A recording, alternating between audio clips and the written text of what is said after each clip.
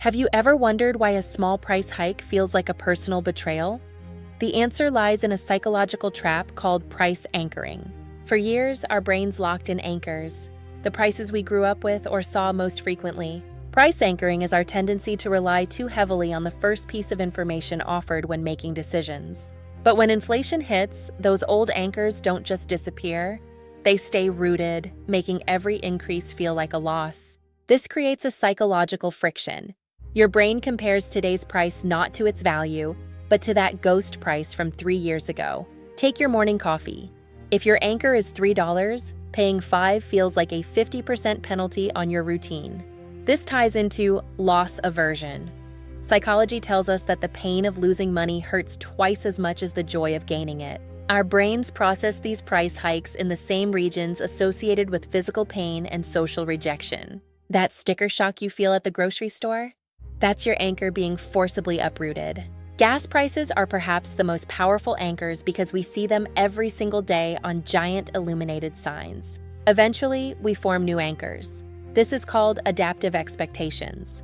But the transition period is where the most hurt occurs. It hurts more when our wages are anchored too.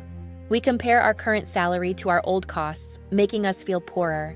We also use mental accounting. When one anchor breaks, like rent, it throws our entire psychological budget into chaos. Economists call the anchor a reference point. If the reality is far from the reference, the perceived unfairness skyrockets. This sense of unfairness is why inflation is so politically and socially volatile. It's not just math, it's a feeling of being cheated. History shows us that once an anchor is set, it takes years of stability for the psychological pain to fade. The echo of an old price can influence consumer behavior long after the economic conditions have changed.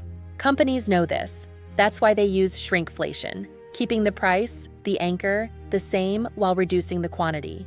It's a way to avoid the pain of a broken anchor by deceiving our cognitive shortcuts. Sometimes anchors are used against us.